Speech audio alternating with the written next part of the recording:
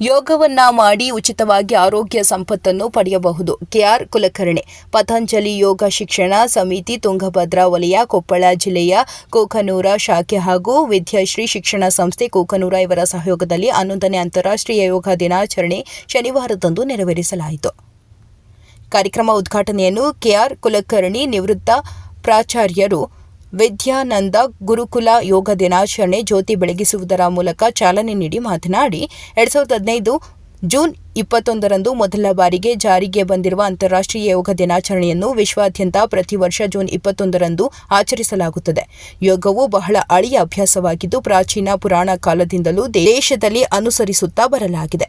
ವಿಶ್ವಕ್ಕೆ ಕೊಟ್ಟ ಯೋಗ ನಿಧಿ ಸಂಪತ್ತಿಗಾಗಿದೆ.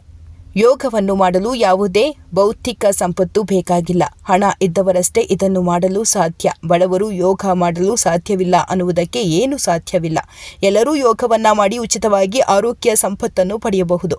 ಯೋಗ ಎನ್ನುವುದು ಯಾವ ಕೆಲಸವನ್ನು ಏಕಾಗ್ರತೆಯಿಂದ ಪರಶಕ್ತಿಯಿಂದ ಮೈಮರೆತು ಯಾವ ಕೆಲಸವನ್ನು ಮಾಡುತ್ತೇವೆಯೋ ಅದು ಯೋಗ. ಯೋಗವನ್ನ ಮಾಡುವುದರೊಂದಿಗೆ ರೋಗ ಮುಕ್ತರಾಗೋಣ ಎಂದು ಕರೆ ನೀಡಿದರು. ಮುಖ್ಯ ಅತಿಥಿಗಳಾದ ಡಾಕ್ಟರ್ ಮಂಜುನಾಥ ಒಕ್ಕಳದ ಚಿಕ್ಕ ಮಕ್ಕಳ ತಜ್ಞರು ಮಾತನಾಡಿ, ಇತ್ತೀಚಿನ ದಿನಗಳಲ್ಲಿ ವಿಶ್ವಾದ್ಯಂತ ಹೆಚ್ಚಿನ ಜನರು ತಮ್ಮ ಮಾನಸಿಕ ಒತ್ತಡ ಮತ್ತು ದೈಹಿಕ ಸೌಂದರ್ಯಕ್ಕಾಗಿ ಯೋಗದ ಮೊರೆ ಹೋಗುತ್ತಿದ್ದಾರೆ.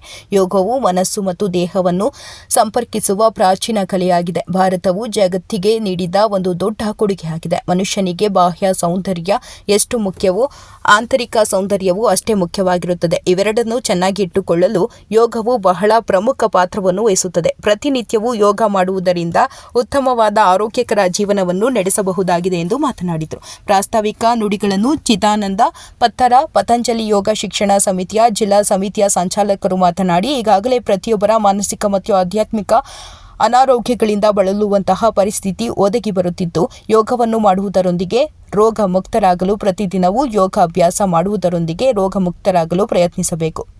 ಪ್ರತಿ ವರ್ಷ ಯೋಗದ ದಿನಾಚರಣೆಯು ಯೋಗ, ಧ್ಯಾನ, ಸಭೆಗಳು, ಚರ್ಚೆಗಳು, ಸಾಂಸ್ಕೃತಿಕ ಪ್ರದರ್ಶನಗಳು ಇತ್ಯಾದಿಗಳನ್ನು ಅಭ್ಯಸಿಸುವುದರ ಮೂಲಕ ವಿಶ್ವದ ಬಹುತೇಕ ರಾಷ್ಟ್ರಗಳಲ್ಲಿ ಯೋಗ ದಿನವನ್ನು ಆಚರಿಸಲಾಗುತ್ತದೆ.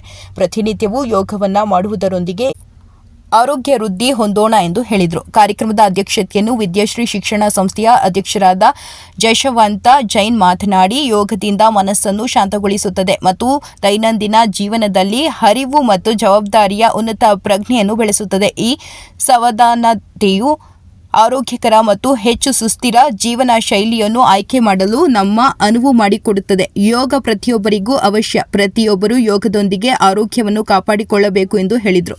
ಶಾಂತರಾಜ ಅಣ್ಣನವರು, ಪತಂಜಲಿ ಯೋಗ ಶಿಕ್ಷಣ ಸೇವಾ ಸಮಿತಿಯ ಬೆಂಗಳೂರು ಪಶ್ಚಿಮ ನಗರ ಅವರು ಮುಖ್ಯ ಅತಿಥಿಯಾಗಿ ಪಾಲ್ಗೊಂಡು ಮಾತನಾಡಿ, ಯೋಗ ವಿಧಾನಗಳನ್ನು ಪ್ರಸ್ತುತಪಡಿಸಿ ಮಾತನಾಡಿ, ಯೋಗವು ನಮ್ಮ ಪ್ರಾಚೀನ ಸಂಪ್ರದಾಯದ ಅಮೂಲ್ಯ ಕೊಡುಗೆಯಾಗಿದೆ. ಯೋಗವು ಮನಸ್ಸು ಮತ್ತು ದೇಹ, ಚಿಂತನೆ ಮತ್ತು ಕ್ರಿಯೆಯ ಏಕತೆಯನ್ನು ಸಾಕಾರಗೊಳಿಸುತ್ತದೆ. ನಮ್ಮ ಆರೋಗ್ಯ ಮತ್ತು ನಮ್ಮ ಯೋಗಕ್ಷೇಮಕ್ಕೆ ಮೌಲ್ಯಯುತವಾದ ಸಮಗ್ರ ವಿಧಾನ. ಯೋಗವು ಕೇವಲ ವ್ಯಾಯಾಮದ ಬಗ್ಗೆ ಅಲ್ಲ, ಇದು ನಿಮ್ಮೊಂದಿಗೆ ಪ್ರಪಂಚ ಮತ್ತು ಪ್ರಕೃತಿಯೊಂದಿಗೆ ಏಕತೆಯ ಅರ್ಥವನ್ನು ಕಂಡುಕೊಳ್ಳುವ ಒಂದು ಮಾರ್ಗವಾಗಿದೆ ಎಂದು ಮಾತನಾಡಿದರು. ಈ ಸಂದರ್ಭದಲ್ಲಿ ಗವಿಸಿದ್ದಪ್ಪ ಕರಮಡಿ, ಶ್ರೀ ಗವಿಸಿದ್ದೇಶ್ವರ ಶಾಲಾ ಆಡಳಿತ ಮಂಡಳಿ, ವಿದ್ಯಾಪತಿ ವಿದ್ಯಾಶ್ರೀ ಶಿಕ್ಷಣ ಸಂಸ್ಥೆಯ ಶಿಕ್ಷಕರು ಡಾಕ್ಟರ್ ಜಂಬಣ್ಣ ಅಂಗಡಿ, ಶಿವಯ್ಯ ಹಿರೇಮಠ, ಡಾಕ್ಟರ್ ಶಕುಂತಲಾ ಅಂಗಡಿ, ಶಾರದಾ ಆರ್ಯರ, ವಂದನಾ ಹಿರೇಮಠ, ಗಿರಿಜಾ ಲಕ್ಷ್ಮಣ ಕಾಳೆ, ಕಾಜಾಸಾಬ್ ಶಿಕ್ಷಕರು, ಸಿದ್ದು ಬಣದಬಾವಿ, ಪ್ರಭುರಾಜ್ ಒಕ್ಕಳದ, ಭಾಗ್ಯ ಹಿರೇಮಠ, ಯಲ್ಲಪ್ಪ ಹಳದ, ಉಮಾ ಕೂಡ್ಲುನೂರು, ಕಾಳಮ್ಮ ಕಳ್ಳೆಮಠ, ಜಗದೀಶ್ ಜವಳಿ, ವೀರೇಶ್ ಪವಾಡಶೆಟ್ಟಿ, ಸುಮಾ ಓಜನಹಳ್ಳಿ, ಅಶೋಕ್ ಒಕ್ಕಳದ, ಲಕ್ಷ್ಮಣ ಕಂಬಳಿ, ಮಂಜುನಾಥ ಗುದ್ದಗಿನ, ತಿಪ್ಪಣ್ಣ ಹಾಗೂ ಯೋಗ ಶಿಬಿರಾರ್ಥಿಗಳು ಮತ್ತು ವಿದ್ಯಾಶ್ರೀ ಶಿಕ್ಷಣ ಸಂಸ್ಥೆ ಶಿಕ್ಷಕರು ಮತ್ತು ವಿದ್ಯಾರ್ಥಿಗಳು ಇತರರು ಇದ್ದರು. ವರದಿ ಚೆನ್ನಯ್ಯ ಹಿರೇಮಠ, ಕಾಕನೂರು. ಅಂತ ಹೇಳ್ತೀನಿ. ಯೋಗ ಅಂದ್ರೆ ಆಲ್ರೆಡಿ ಸರ್ ಬಹಳ ಹೇಳಿದ್ದಾರೆ. ಯೋಗ ಅಂದ್ರೆ ನೀವು ಸರ್ ಇಡೀ ವಯಸ್ಸಿಗೆ ಬಂದ್ರೆ ಅವ್ರು ಯೋಗ ಏನಾದ್ರು ಮಾಡ್ತಾರ ಅಂತ ಕೇಳ್ಬೋದು. ಯೋಗದಲ್ಲಿ 3 ಕಾಂಪೋನೆಂಟ್ ಇರ್ತವೆ. ಯೋಗ ಅಂದ್ರೆ ದೈಹಿಕವಾಗಿ, ಫಿಸಿಕಲಿ ನೀವೇನು ಯೋಗಾಸನ ಅವೆಲ್ಲ ಮಾಡ್ತೀರಲ್ಲ ಅವೆಲ್ಲ. ಮತ್ತೆ ಇನ್ನೊಂದು ಏನಪ್ಪಾ ಅಂದ್ರ ಮೆಂಟಲಿ ಮಾನಸಿಕವಾಗಿ ಯೋಗ ಅಂದ್ರೆ ಜ್ಞಾನ. ನೀವೆಲ್ಲ ಅಲ್ಲಿ ಬೆಂಗಳೂರಲ್ಲೇ ಕೇಳ್ತೀರಿ ಸುದರ್ಶನ ಕ್ರಿಯೆ, ಆ ಕ್ರಿಯೆ ಅಂತ ಹೇಳ್ತಾರೆ. ಸ್ವಾಮಿ ವಿವೇಕಾನಂದರ ಫೋಟೋ ಹಾಕಿದ್ದಾರೆ. ಸ್ವಾಮಿ ವಿವೇಕಾನಂದ್ರ ಏನಪ್ಪಾ ಅಂದ್ರೆ ಜ್ಞಾನ ಮಾಡ್ತಾ ಮಗ್ನವಾಗಿ ಕುಳಿತಾಗ ಕತೆ ಕೇಳ್ತೀರಿ, ಹಿಂದೆ ಹಾವು ಬಂದ್ರು ಸಹ ಅವ್ರಿಗೆ ಎಚ್ಚರ ಇರ್ಲಿಲ್ಲ ಅಂತ, ಅಷ್ಟು ಜ್ಞಾನದಲ್ಲಿ ಮಗ್ನ ಆಗಿದ್ರು. ಅಂದ್ರ ಆಮೇಲೆ ಆಧ್ಯಾತ್ಮಿಕವಾಗಿ ಯೋಗ ಅಂತ ನೋಡ್ರಿ ಅಲ್ಲಿ ಫೋಟೋ ಹಾಕಿ ದೇವರನ್ನ ಪೂಜಿಸ್ತಿದ್ದಾರೆ. ಆ ಆಧ್ಯಾತ್ಮಿಕ ಅಂದ್ರೆ truth of life, what is the truth of life ಅಂತ ಹೇಳಿ ಅದ್ರ ಕಂಡ್ಕೊಳ್ಳೋದು ಅದೆಲ್ಲ ಅಂದ್ರೆ ಯೋಗದಿಂದ. ಅಂದ್ರೆ ನೀವು ಯೋಗ ಮಾಡ್ಲಾರ್ದೆ ಸುಮ್ಮನೆ ಇರ್ತಾನಲ್ಲ ಅವ ಭೋಗಿ, ತಿಂದು ತೇಗುವವನು ಭೋಗಿ ಅಂತ ಹೇಳ್ತಾರೆ. ಅದೇ ತಿಂದು ಇನ್ನೊಬ್ಬರಿಗೆ ಕೊಡುವವನು ತ್ಯಾಗಿ. ಆದ್ರೆ ತಿನ್ಬೇಕು, ಯಾಕೆ ತಿನ್ಬೇಕು, ಎಷ್ಟು ತಿನ್ನಬೇಕು, ಇನ್ನೊಬ್ಬರಿಗೆಲ್ಲ ಕೊಡುವವನು ಅವನು ಯೋಗಿ ಅಂತ ಹೇಳಲು. ಅಂದ್ರೆ ಯೋಗವನ್ನ ಮಾಡುವವನು. ಅಂದ್ರೆ ಯೋಗ ಅಂದ್ರೆ ಫಿಸಿಕಲಿ, ಮೆಂಟಲಿ, ಸ್ಪಿರಿಚುವಲಿ ಈ ಮೂರರಿಂದ ಕೂಡಿದಾಗ ಅದನ್ನ ಯೋಗ ಅಂತ ಹೇಳ್ತೀವಿ. ಈ ಯೋಗ ಮಾಡೋದ್ರಲ್ಲಿಂದ ನಾನು ಕೇಳಿದ್ರಿ ಸರ್ ನಾವು ಡಾಕ್ಟರ್ ಮಾಡ್ತೀವಿ, ಹೌದು ನಾವು ಮಾಡ್ತೀವಿ, ಡೈಲಿ ಸೂರ್ಯ ನಮಸ್ಕಾರ ಮಾಡ್ತೀನಿ ನಾನು. ಯಾಕಂದ್ರೆ ಈ ಯೋಗ ಮಾಡೋದ್ರಿಂತ ಏನಾಗುತ್ತಪ್ಪ ಅಂದ್ರೆ ಆರೋಗ್ಯಂ ಪರಂಭಾಗ್ಯಂ ಅಂತ ಹೇಳ್ತೀವಿ. ಅಂದ್ರೆ ದೇವರು ನಮಗೆ ಕೊಟ್ಟಿರುವಂತ ಭಾಗ್ಯಗಳಲ್ಲಿ ಯಾವ್ದಾದ್ರು ದೊಡ್ಡ ಭಾಗ್ಯ ಇದ್ರೆ ಆ ಆರೋಗ್ಯ ಭಾಗ್ಯ ಅಂತ ಹೇಳ್ತೀವಿ. ಆ ಆರೋಗ್ಯ ಬೇಕಪ್ಪ ಅಂದ್ರ ಭಾರತ ನಮಗೆ ವಿದೇಶಕ್ಕೆ ಕೊಟ್ಟಿರುವಂತಹ ಕೊಡುಗೆ ಏನಿದೆ ಅಲ್ಲ, ಈ ಯೋಗವನ್ನ ನಾವು ಫಾಲೋ ಮಾಡಬೇಕು. ನಾ ಹೇಳಿದ್ನಲ್ಲ, ಇಂಡಿಯಾದ ವೆಸ್ಟರ್ನೈಸೇಷನ್ ಆಗ್ಬಿಟ್ಟಿದ್ವಿ, ಮಮ್ಮಿ ಡ್ಯಾಡಿ ಅಂತ ಹೇಳಿ. ಮೋಸ್ಟ್ಲಿ ಈಗಿನ ಪ್ರಧಾನಿ ಅವರು ಈ ವಿಶ್ವಸಂಸ್ಥೆಗೆ ಹೇಳಿ ತರಕ್ಕಿಂತ ಮುಂಚೆ ಯಾರು ಅಷ್ಟು ಜಾಸ್ತಿ ಯೋಗ ಮಾಡ್ತಿರ್ಲಿಲ್ಲ.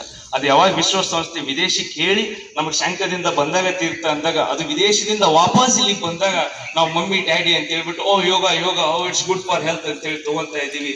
ಅದಕ್ಕೆ ಹೇಳ್ತಾ ಇದ್ದೀನಿ, ನಮ್ಮ ದೇಶದಲ್ಲಿ ಏನಿದೆ ಅದನ್ನ ನೀವು ಫಾಲೋ ಮಾಡ್ರಿ. ನಮ್ಮ ದೇಶದ ಈ ಒಂದು ಯೋಗ ಏನಿದೆ ಅದನ್ನ ಕೊಂಡೊಯ್ರಿ. ಇವತ್ತೊಂದ್ ದಿನ ಬಂದಿರಿ, ಇವತ್ತೊಂದು ದಿನಕ್ಕೆ ಬೇಡ ಯೋಗ.